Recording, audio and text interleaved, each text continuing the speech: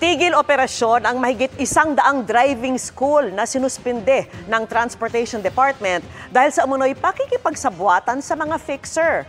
Isang fixer pa ang nahuling hindi lang daw namemeke ng driver's license, ginagamit pa umano ang logo ng ahensya para makapanloko.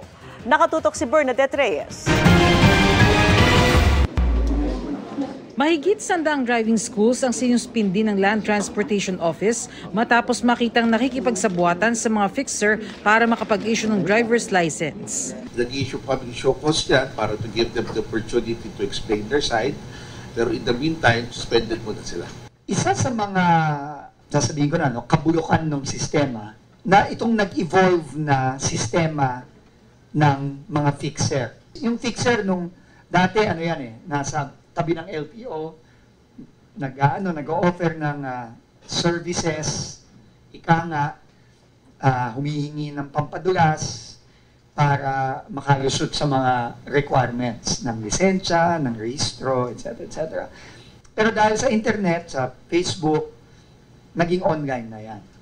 Hinarap din sa media ang isang babaeng suspect na namimeke umano ng mga driver's license at PWD IDs. Nahuli ang suspect sa isang entrapment operation ng PNP Anti-Cybercrime sa Valenzuela noong nakaraang linggo. Tayo po ay nakapagsampa na rin ng kaso. 10 counts of falsified documents po yung ating naikaso at bawat count po na naikaso natin ay meron siyang 36,000 pesos na piyansa.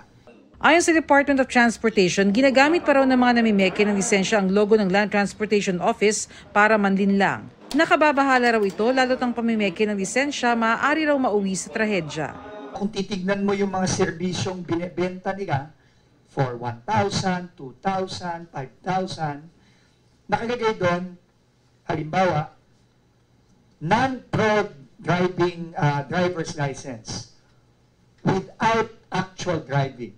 Yung driver na yan, pag nakakuha ng lisensya at hindi marunong magmaneho, most likely makakadisgrasya yan. Baka makakapatay pa yan.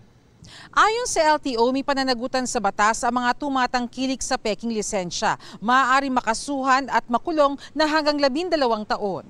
Anyone from the LTO na kumukonsinte o nakikipagsabwatan dito sa mga online fixer na to at yung iba mga fixer, hindi lang tatanggalin ni ASEC Vigor, kundi kakasuhan din at makukulong din. Kasama nito mga luklukong scammer na to. Para sa GMA Integrated News, Bernadette Reyes, Nakatutok, 24 Oras.